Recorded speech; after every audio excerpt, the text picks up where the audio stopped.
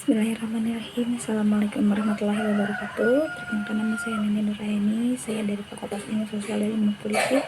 Di sini saya akan menceritakan sedikit tentang dari sistem pemerintahan desa di Indonesia yang disusun oleh dosen saya, yaitu Bapak Randy Adiwilaga, Bapak Yani Alfian, dan Bapak Ujud Rusdia. Teman-teman kalau mau samaan bukunya kayak aku, boleh di Shopee juga ada, dicari aja ya. Di sini saya akan bercerita tentang desa. Apa sih sebenarnya itu desa? Pada dasarnya desa merupakan satuan pemerintah terkecil yang sudah ada bahkan jauh sebelum Indonesia merdeka.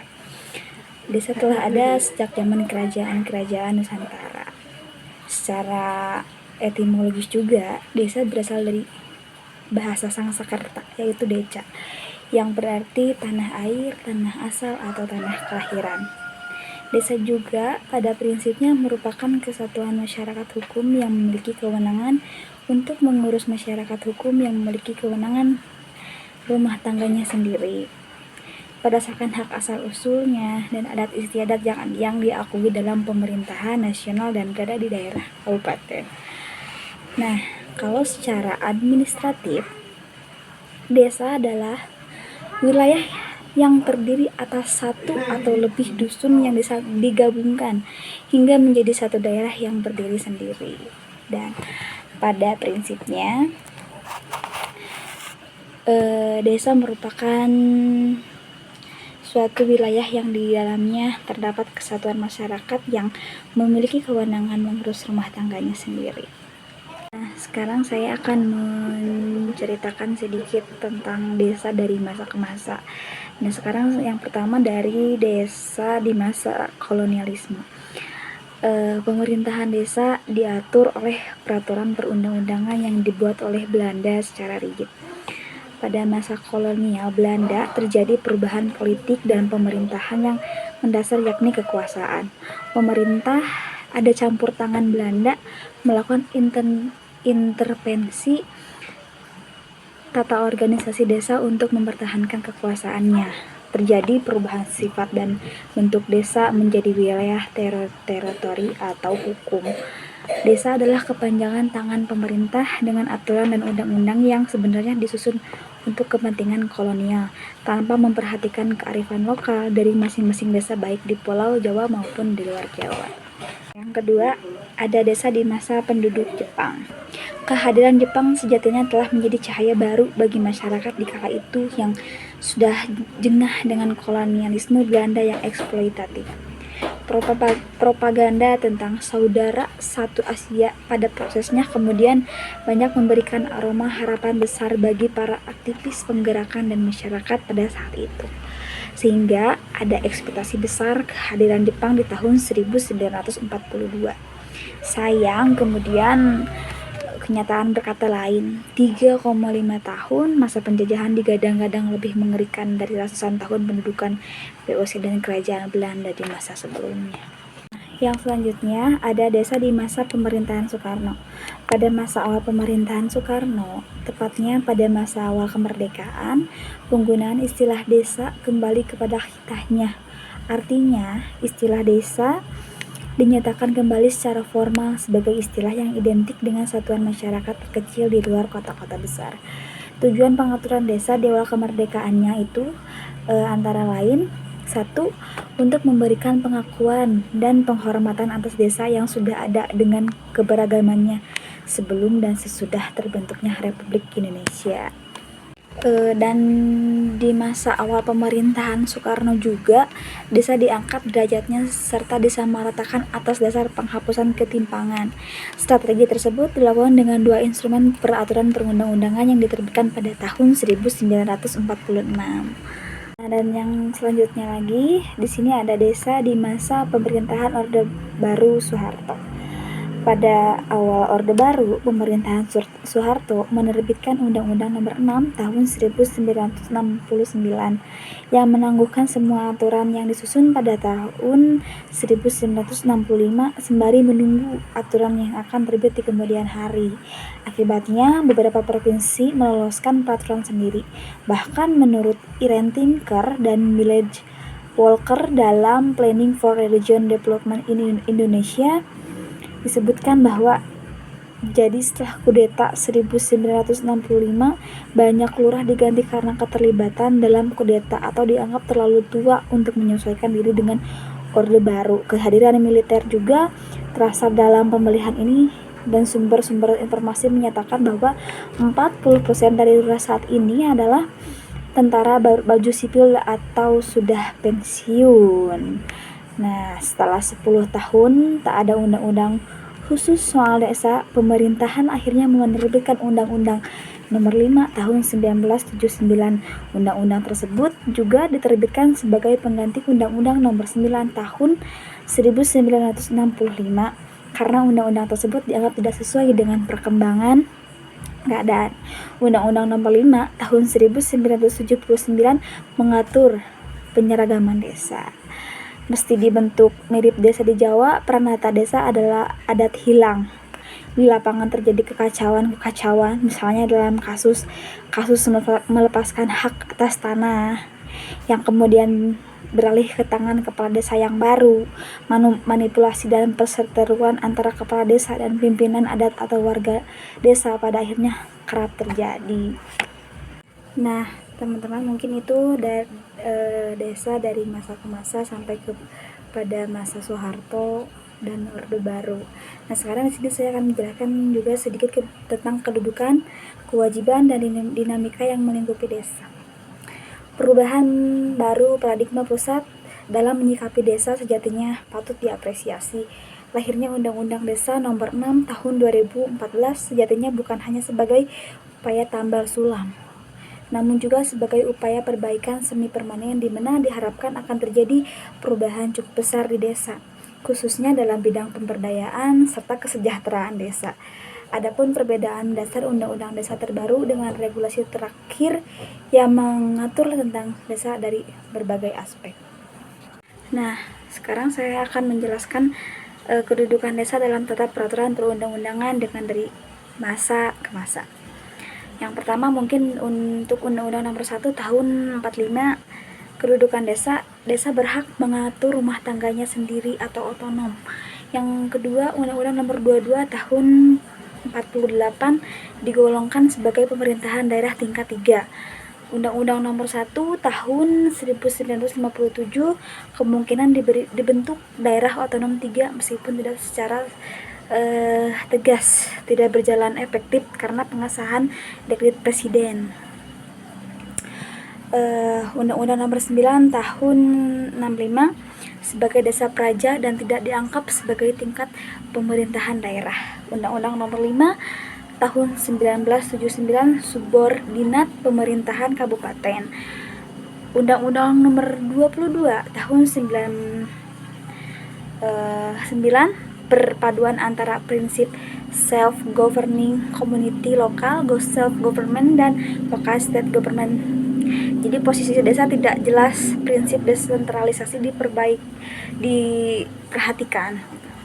Nomor 32 Tahun 2004 perpaduan antara prinsip self-governing community, local self-government juga, dan local state government. Jadi posisi desa tidak jelas, ada kecenderungan menarik sebagian.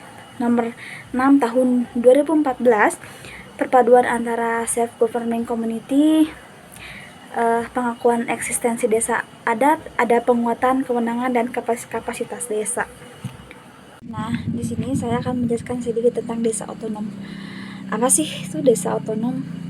Desa otonom adalah desa-desa yang merupakan subjek-subjek hukum, artinya dapat melakukan tindakan-tindakan hukum. Menjelaskan bahwa tindakan-tindakan hukum yang dapat dilakukan antara lain mengambil keputusan atau membuat peraturan yang dapat mengikat semua warga desa atau pihak tertentu sepanjang menyangkut penyelenggaraan rumah tangganya. Terus ada beberapa hal yang dapat menyebabkan hilangnya hak dan kewajiban dari otonom desa ini. Hal ini biasanya disebabkan oleh satu, mungkin penduduk suatu desa semakin heterogen sehingga sukar ditentukan hukum adat mana yang dapat berlaku di dalam masyarakat yang bersangkutan. Yang kedua ada desa administratif. Desa administratif atau desa dinas tidak hanya dijumpai di dalam wilayah perkotaan seperti daerah khusus ibu kota Jakarta, kota Madia di Jawa Barat, Jawa Tengah, dan Jawa Timur, melainkan terdapat di wilayah-wilayah perdesaan tertentu. Contohnya adalah Papua dan Bali. Nah, yang selanjutnya ada desa adat. Desa adat adalah sebuah kesatuan masyarakat hukum adat yang secara historis mempunyai batas wilayah dan identitas budaya yang terbentuk atas dasar teritorial yang berwenang mengatur dan mengurus kepentingan masyarakat desa berdasarkan hak asal-usulnya.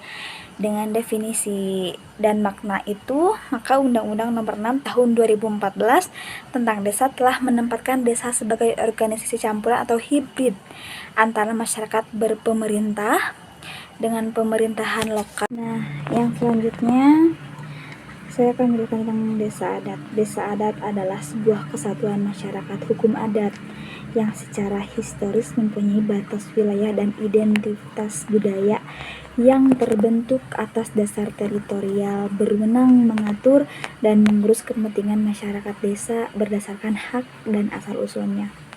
Dengan definisi dan makna itu, maka Undang-Undang Nomor 6 Tahun 2014 tentang desa telah menempatkan desa sebagai organisasi campuran atau hibrid antara masyarakat berpemerintah dengan pemerintahan lokal.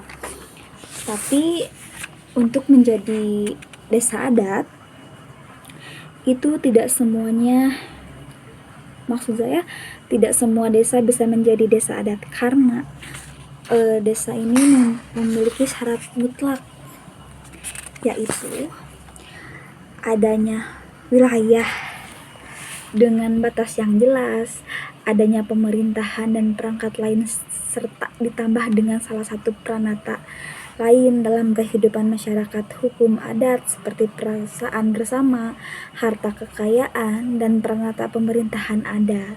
Jadi artinya tidak sembarangan desa bisa menjelma menjadi desa adat.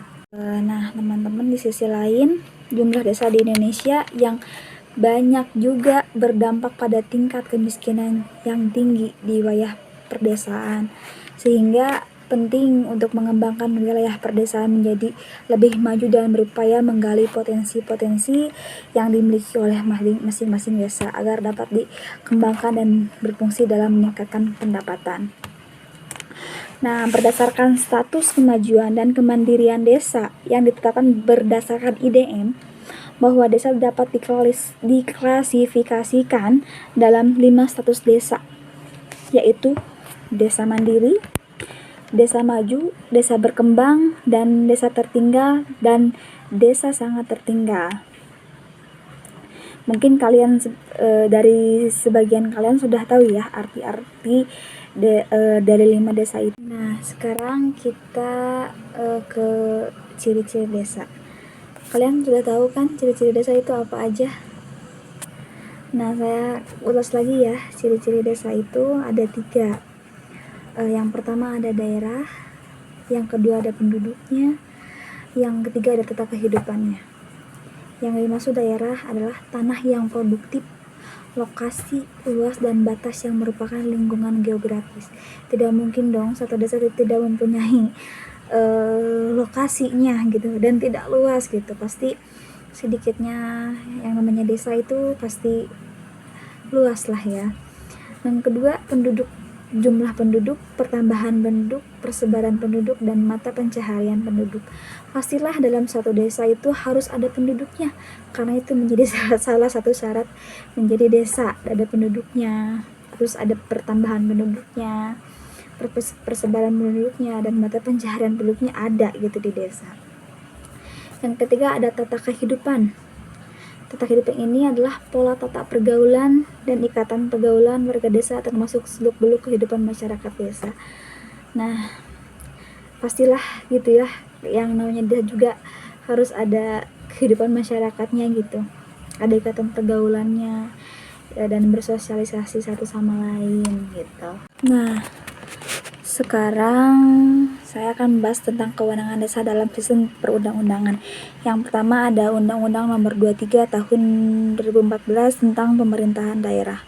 Undang-Undang Nomor 23 Tahun 2014 tentang Pemerintahan Daerah merupakan undang-undang pengganti dari undang-undang sebelumnya, yaitu Undang-Undang Nomor 32 Tahun 2004 tentang Pemerintahan Daerah. Dalam undang-undang ini, desa didefinisikan sebagai desa dan desa adat atau yang disebut dengan nama lain selanjutnya disebut desa adalah kesatuan masyarakat hukum yang memiliki batas wilayah yang berwenang untuk mengatur dan mengurus urusan pemerintah kepentingan masyarakat setempat berdasarkan prakarsa masyarakat, hak asal-usul dan atau hak tradisional yang diakui dan dihormati dalam sistem pemerintahan negara kesatuan Republik Indonesia ini.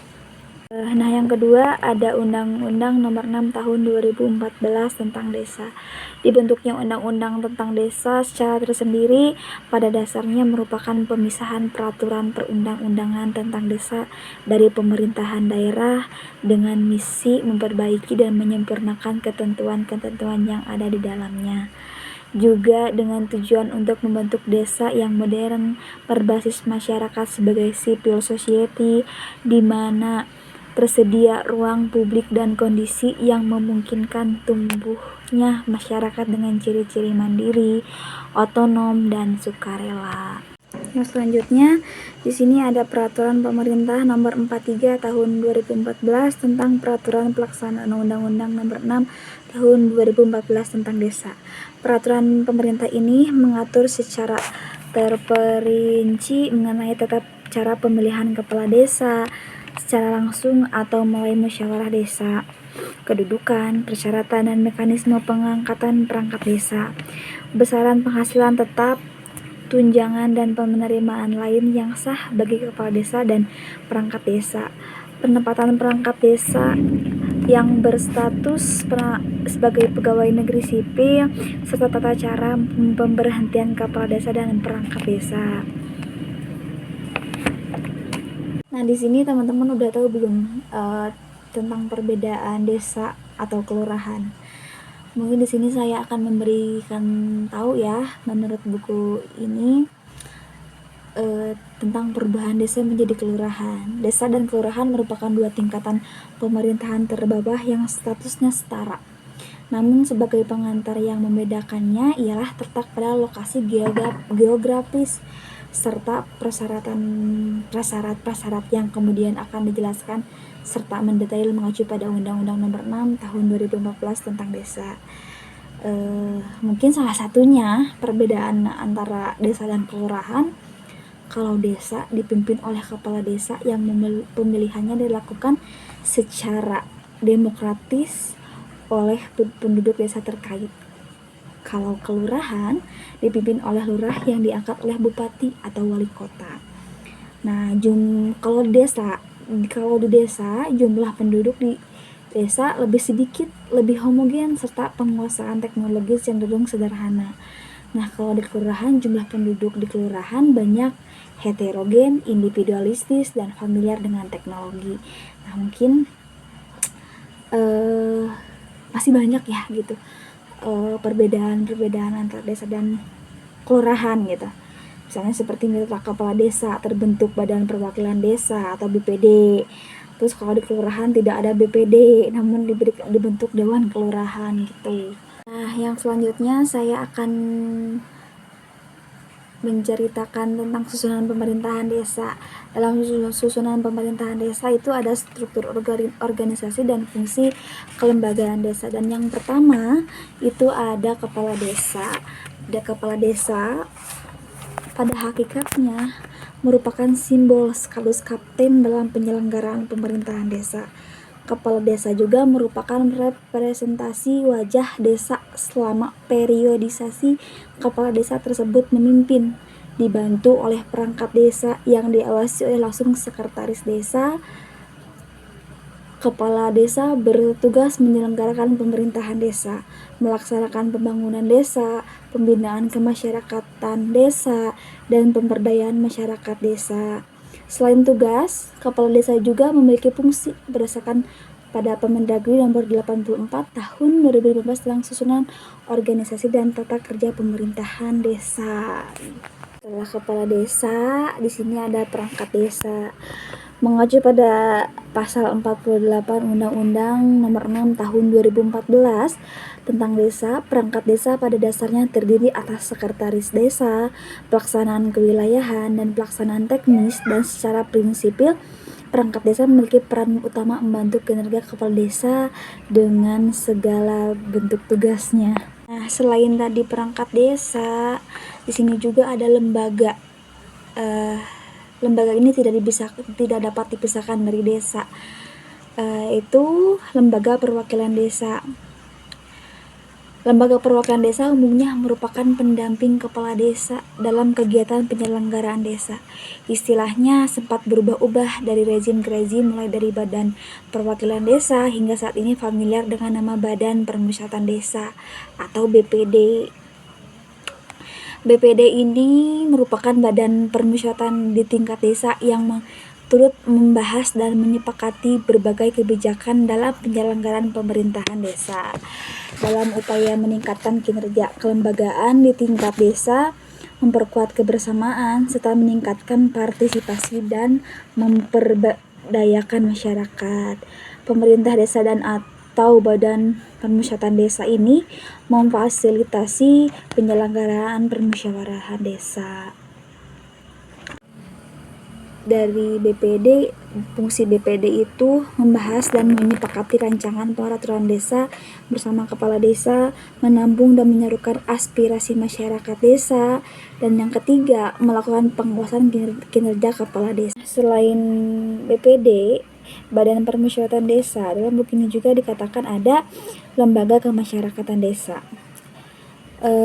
Fungsinya itu lembaga kemasyarakatan desa ini sebagai wadah partisipasi masyarakat desa dalam membangun pemerintahan kemasyarakatan dan pemberdayaan yang mengarah terwujudnya demokratisasi dan transparansi di tingkat masyarakat, serta menciptakan akses agar masyarakat lebih berperan aktif dalam kegiatan pembangunan. Nah, di sini juga ada lembaga adat desa. Lembaga adat desa merupakan mitra pemerintahan desa dan lembaga desa lainnya dalam memberdayakan masyarakat desa. Sama saja sih. Selanjutnya, saya akan menceritakan juga tentang dana desa dan sumber pendanaan desa. Yaitu ada satu, keuangan desa. Sebagaimana dimaksud dalam pasal 71 ayat 2 Undang-Undang Nomor 6 Tahun 2014 bersumber dari satu, mungkin pendapatan asli desa terdiri dari hasil usaha, hasil aset, swadaya dan partisipasi, gotong royong, dan lain-lain pendapatan asli desa. 2. Alokasi anggaran pendapatan dan belanja negara. Dan yang ketiga, bagian dari hasil pajak daerah. Yang keempat, alokasi dana desa yang merupakan bagian dari dana perimbangan yang diterima kabupaten atau kota. Yang kelima, bantuan keuangan dari anggaran pendapatan dan belanja. Yang keenam, dana hibah. Dan yang terakhir itu ada dana yang lain-lain. Yang kedua ada anggaran pendapatan dan belanja desa atau APBDes. Dalam pasal 74 dijelaskan bahwa belanja desa diprioritaskan untuk memenuhi kebutuhan pembangunan yang disepakati dalam musyawarah desa dan sesuai dengan prioritas pemerintah daerah kabupaten atau kota, pemerintah daerah provinsi, dan pemerintah. Kebutuhan pembangunan meliputi tetapi tidak terbatas pada kebutuhan primer, pelayanan dasar, lingkungan, dan kegiatan pemberdayaan masyarakat desa. Dan yang ketiga ada aset desa. Sejatinya desa itu perlu memiliki sebuah aset karena aset setidaknya berpotensi menambah kas desa yang bermanfaat sebagai penunjang pembangunan maupun kesejahteraan masyarakat. Lantas apa saja sih yang menjadi aset desa? Yang pertama, mungkin ada kekayaan desa yang dibeli atau diperoleh atas beban anggaran pendapatan dan belanja negara, anggaran pendapatan dan belanja daerah, serta anggaran pendapatan dan belanja desa. Kekayaan desa yang diperoleh dari hibah dan sumbangan atau yang sejenis lah. Yang ketiga, ada kekayaan desa yang diperoleh sebagai pelaksanaan dan perjanjian atau kontrak dan lain-lain sesuai dengan ketentuan peraturan perundang-undangan. 4. Ada hasil kerja sama desa. Dan yang kelima, ada kekayaan desa yang berasal dari perolehan lainnya yang sah. Keempat, ada badan usaha milik desa atau BUMDes. Jenis usaha dalam BUMDes diklasifikasikan ke dalam 6 klasifikasi sebagai berikut. Yang pertama mungkin ada bisnis sosial, terus yang kedua ada bisnis uang, ada bisnis penyewaan, lembaga perantara, trading atau perdagangan. Yang keenam mungkin ada usaha bersama. BUMDes juga merupakan salah satu lembaga ekonomi yang diharapkan dapat menjadi salah satu yang berkontribusi pada sumber pendapatan desa. Namun, keberadaan BUMDes perlu mendapatkan justifikasi hukum yang pasti. Ketentuan pada Undang-Undang Pemerintahan Daerah jelas menyebutkan bahwa BUMDes merupakan badan hukum. Yang selanjutnya ada pembangunan desa dan pemberdayaan masyarakat. Pembangunan desa dilaksanakan oleh pemerintah desa dan masyarakat desa dengan semangat gotong royong serta memanfaatkan kearifan lokal dan sumber daya alam desa. Pelaksanaan program sektor yang masuk ke desa diinformasikan kepada pemerintah desa dan diintegrasikan dengan rencana pembangunan desa. Masyarakat desa berhak mendapatkan informasi dan melakukan pemantauan mengenai rencana dan pelaksanaan desa. Yang selanjutnya ada perencanaan dan pembangunan desa. Perencanaan pembangunan desa ini dilaksanakan juga oleh pemerintah desa dengan melibatkan seluruh masyarakat desa dengan semangat gotong royong. Masyarakat desa berhak melakukan pemantauan juga terhadap pelaksanaan pembangunan desa. Dalam rangka perencanaan dan pelaksanaan pembangunan desa, pemerintah desa didampingi oleh pemerintah daerah kabupaten atau kota yang secara teknis dilaksanakan oleh satuan kerja perangkat daerah kabupaten atau kota. Yang selanjutnya lagi ada penyusunan RKP desa. Penyusunan perencanaan pembangunan desa melalui pemusyawaratan desa. Yang kedua ada pembentukan tim penyusunan RKP desa. Yang ketiga ada perencanaan pagu indikatif desa dan penyelarasan program atau kegiatan masuk ke desa. Yang keempat ada pencermatan ulang dokumen RPJM desa. Dan yang keenam ada penyusunan perancangan RKP desa. Yang keenam penyusunan RKP desa melalui musyawarah perencanaan pembangunan desa. Ketujuh ada penetapan RKP desa. Yang kedelapan ada perubahan RKP desa. Dan yang terakhir ada pengajuan daftar usulan RKP desa. Yang selanjutnya itu ada penyusunan perencanaan pembangunan desa melalui musyawarah desa atau BPD. Desa menyelenggarakan musyawarah desa dalam rangka penyusunan rencana pembangunan desa. Hasil musyawarah desa menjadi pedoman bagi pemerintah desa menyusun rancangan RKP desa dan daftar usulan RKP desa.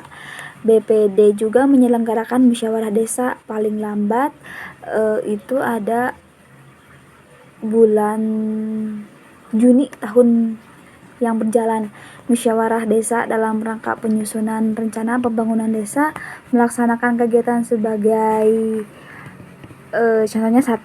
Mencermati ulang dokumen RPJM desa, menyepakati hasil pencermatan ulang dokumen RPJM desa, dan membentuk tim verifikasi sesuai dengan jenis kegiatan dan keahlian yang dibutuhkan.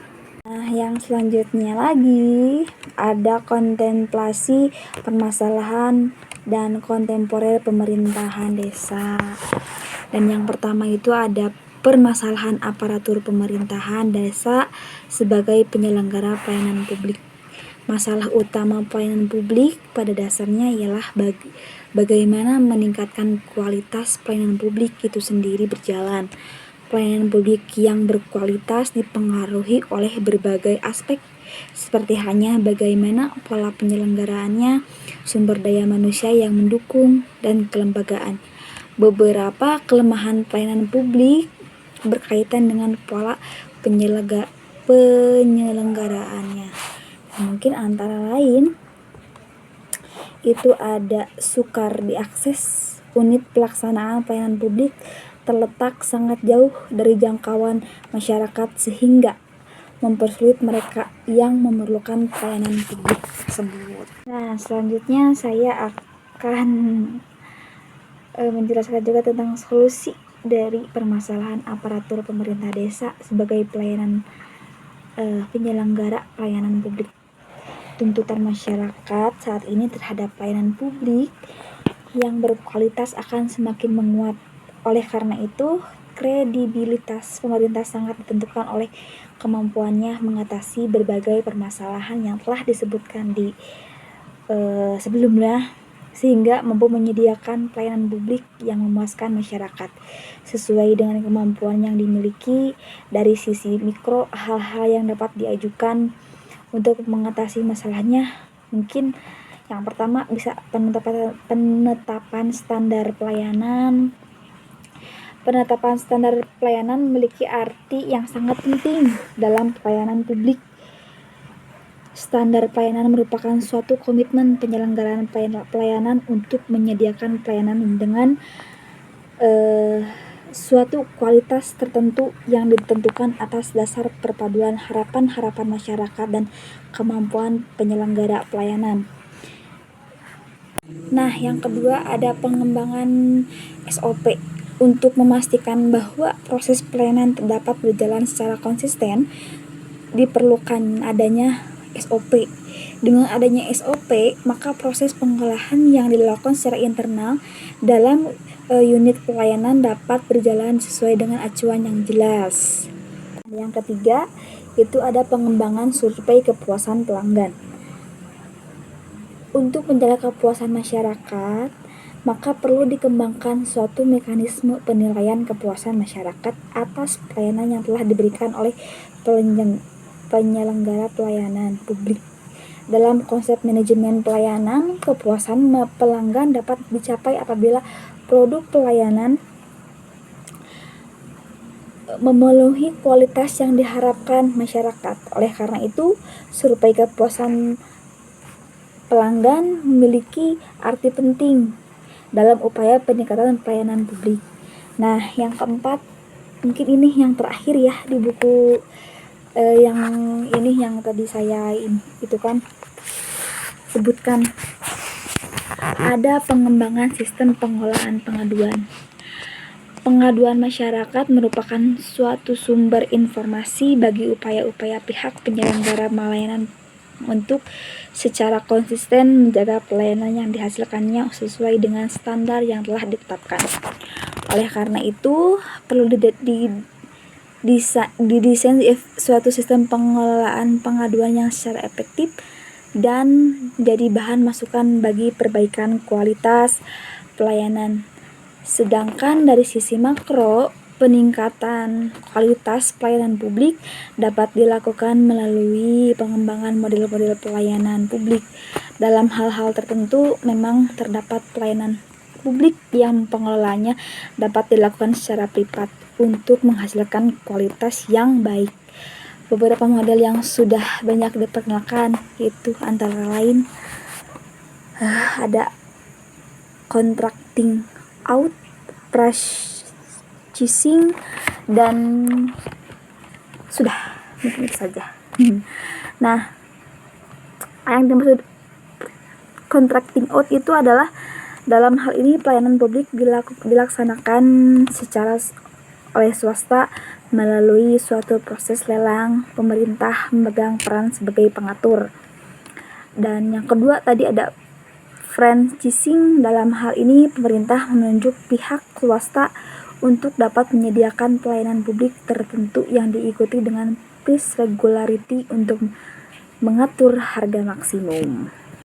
Nah, mungkin cukup sekian penjelasan-penjelasan yang ada di buku tadi. Mohon maaf, masih banyak kekurangan-kekurangan dan masih kurang. Menurut saya juga itu masih kurang. Mohon maaf atas segala kesalahan dan kata-kata yang kurang enak didengar gitu. Kesempurnaan mungkin hanya milik Allah Subhanahu wa Ta'ala. Cukup sekian dari saya. Wassalamualaikum warahmatullahi wabarakatuh.